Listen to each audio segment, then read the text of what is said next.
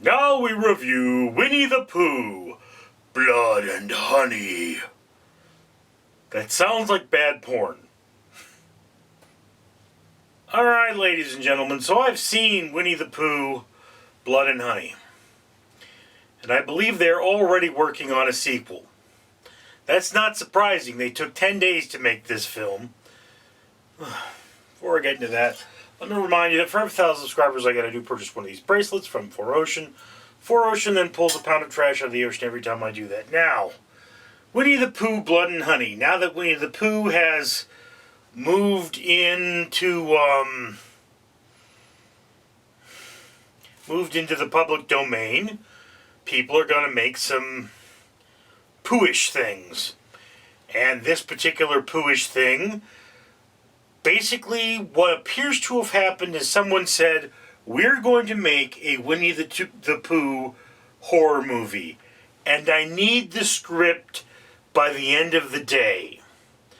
So the actor said, well, I can take some previous scripts I have and sort of stick them together and do that. So if you cut out all of the parts that were not originally Winnie the Pooh, Blood and Honey, you would have the first maybe 50 minutes of this film or 10 minutes of this film, or maybe even less, where Christopher Robin, as is canon to the Winnie the Pooh story, left the 100-acre wood to become a doctor.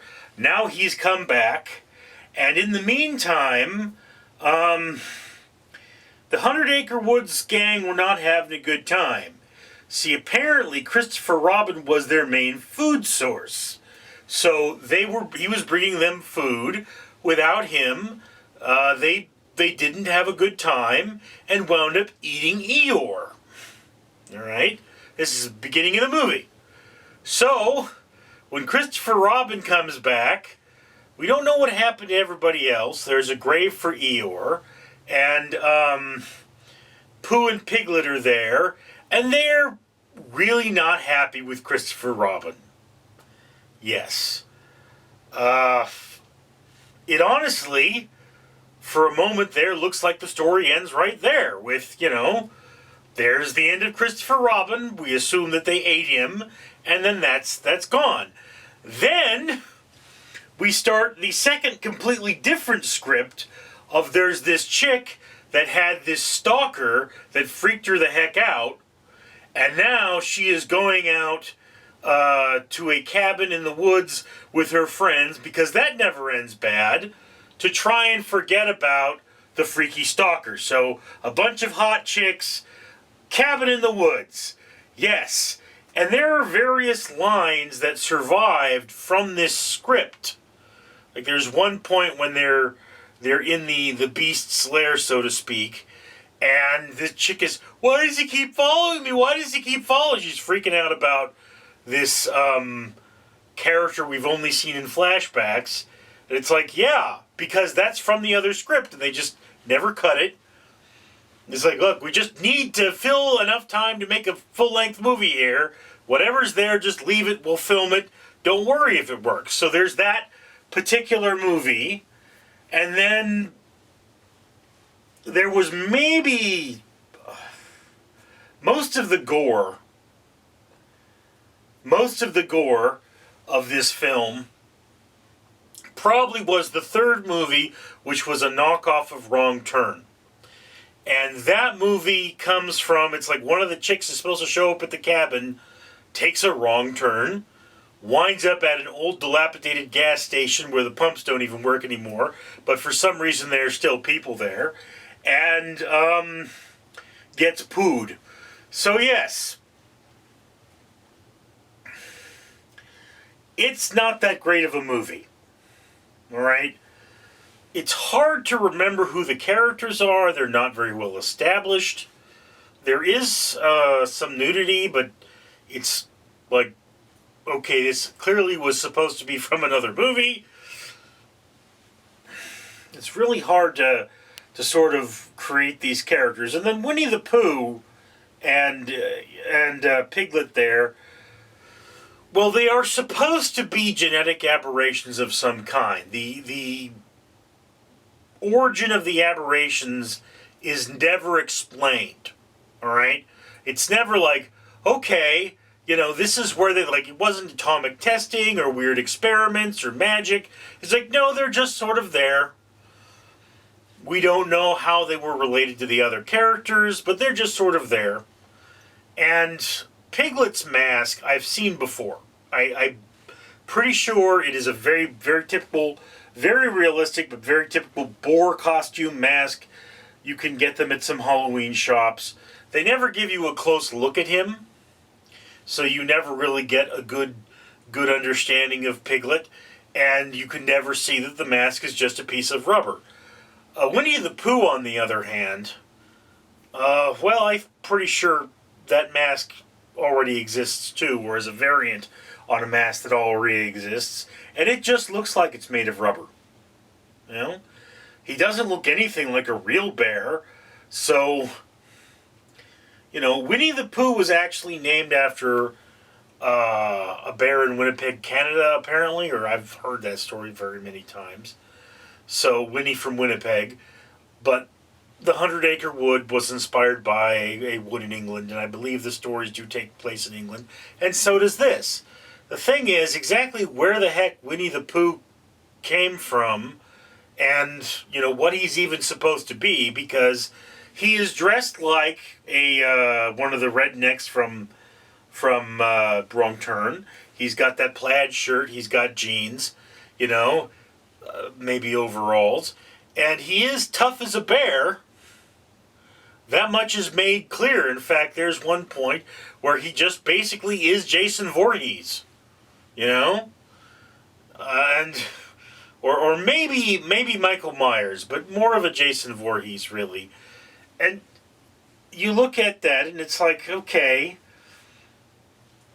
there's nothing of the character that this should be. All right, I mean, there's even a point where he's eating honey, and yes, his skin is yellow, as would be from but it's very human hands, very human bodies. So where did these characters come from? I mean, I could come up with reasons. I could say, well, these things are this or these things are that. But, I'm pretty sure the original origin story was that they were inbred rednecks. And in fact, there's even a point where they find another victim, just came out of nowhere. No explanation as to where that victim came from. And then, so that victim's there to pad the runtime. It might have come from a previous version of the script where we saw what happened, but we don't know. And one thing that is made very clear is that these creatures, Texas Chainsaw Massacre, eat their enemies because they've got meat hooks and chains everywhere. Which begs the question, where the heck did they get those? Is this an old meat packing plant that's been shut down? What's going on? Things don't fall out of the sky, and bizarre mutants don't have access to meat hooks. Okay. So yes, there is a lot wrong with this movie, from its characterless characters, its blatant exposition, and its sloppy writing. And for a movie filmed in 10 days, I have to say, gorehounds are going to love this film. It's probably going to become a cult film. And I was just on IMDb looking this film up. There is a poster for the sequel already put out by the director. And given how fast he made this film, I bet he could make that film in a month. I will say I love the music from this film. That was very good. Some of the shots are actually really nice as well. And that eyeball pop looked really realistic. Although, again, for characters that consume their victims, why would you kill them when you want to eat them? You'd want the meat to be fresh. I don't know. Maybe I'm just thinking too hard. So yeah, look. For the average person, I like horror movies like Nightmare on Elm Street and Friday the 13th and all of the Scream. not the movie for you. This is a grindhouse backwater film. It is polished enough to be a theater film in terms of its look and its appearance, but it is just all over the place from every other standpoint. So it's a fans of the genre only. And I'm going to grant you that fans of the genre are probably going to be like, oh God, I love this film. It is just absolutely crazy. Those of us who are general film, I mean, I like horror films. I even like terrible films. But this film, it was like, come on, get to it already. You're padding the runtime. I mean, there was even a part at the end that could have been its own movie where, Pooh gets into a fight. And of course, out of nowhere, there's another character. Where the heck did he come from? How did he know they were there? We don't know. It doesn't matter. We're just getting this done. We're getting this to the appropriate runtime.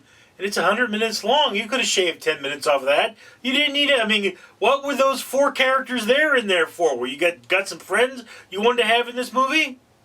Anyway. So yeah, fans of the genre only. I would recommend you wait for this to come out on streaming because that's where it's meant to be. And, again, prepare yourself for a splatterfest of nonsensical action and silliness. Because this movie don't make no sense. Anyway, that's just my opinion. I'd love to hear yours in the comments below. Randall the Rat here once again. And I'm here to remind you humans to comment, like, and subscribe. And you know why? Well, have you watched the news? Mother Nature is pissed! And we can help. Because each one of these necklaces I'm wearing, it's a medal from the Conqueror. And in addition to being awesome bling, each one of them represents 5 trees. 5 glorious trees that the owner of this channel has had planted. I'm wearing 5 of these, so I've got 25 trees around my neck. 25 of the more than 100 that have been planted so far. So if you want to do your part to unpiss off Mother Nature, listen to old Randall here and comment, like, and subscribe. Or, of course, I could just eat your face and make there be less humans to pollute the environment. Global warming sucks, and you're delicious.